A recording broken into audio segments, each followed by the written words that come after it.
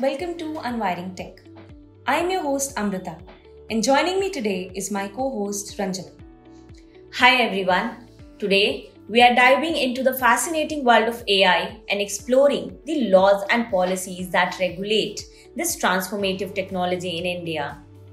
That's right, Ranjana. Amidst all the buzz about regulating AI, it's crucial to understand the current regulatory framework. So let's get started.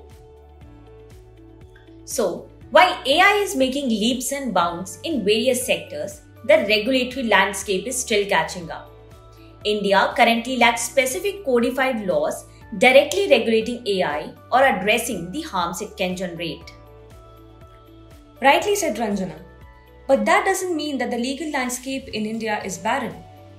Existing laws like the Information Technology Act 2000, IT Rules 2021, the IPC, and the Copyright Act, along with various other government advisories and guidelines, indirectly regulate AI.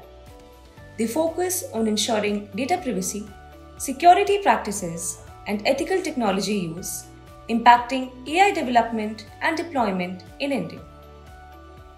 You're right, Amrita. There are already existing laws which can tackle the harms generated by AI. And government is also working towards developing a responsible AI ecosystem.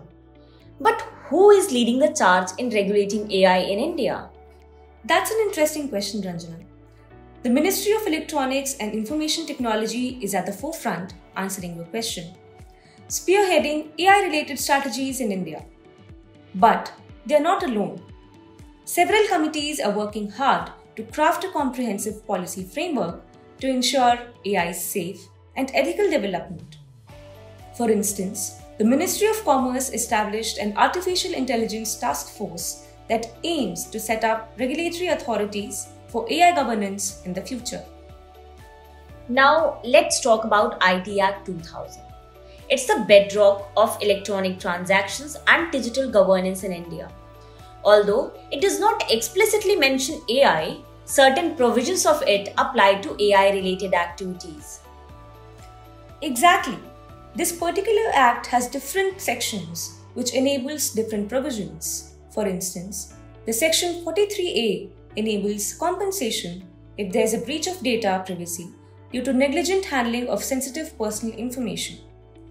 This is particularly relevant for AI systems that process user data.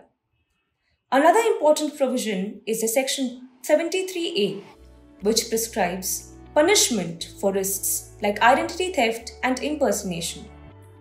With AI's potential to create deepfakes or engage in fraudulent activities, these risks are significant. Additionally, the IT Act also addresses the use and misuse of data by AI systems, prescribing penalties for privacy breaches. It covers the transmission of obscene material, including sexually explicit content, particularly when AI could be used to create or distribute such material. Now let's understand this with the help of a landmark case. In Justice K.S. Puttaswamy v. Union of India, the Supreme Court of India recognized the right to privacy as a fundamental right. This particular ruling underscored the need to protect personal data, especially from AI-based systems that handle vast amounts of personal information. Moving on to another game-changing act, the Digital Personal Data Protection Act 2023. It aims to establish a comprehensive framework for protecting personal data. It introduces principles like consent, purpose limitation, data localization, and accountability. Plus, it proposes creating a data protection authority to oversee and enforce these provisions. All that, but not limited to, Ranjana. This act also addresses profiling and automated decision making, requiring explicit consent when AI algorithms significantly impact individuals' rights and interests. Yes, but this is not it.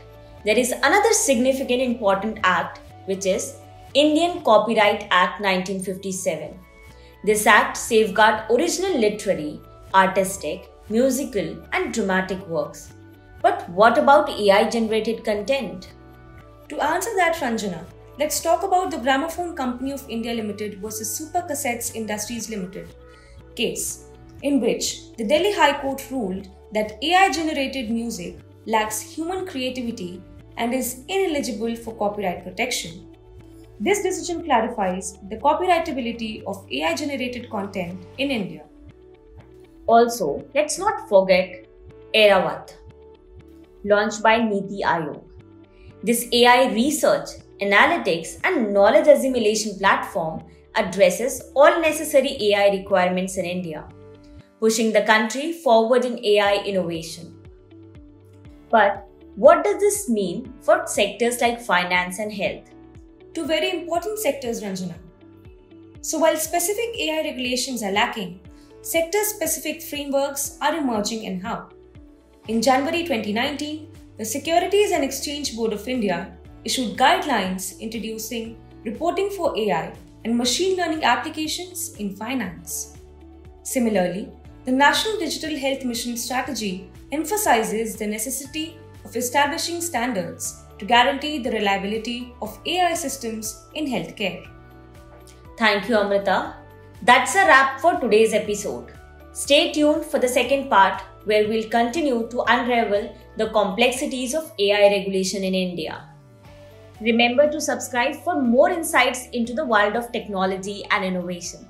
Thank you for listening.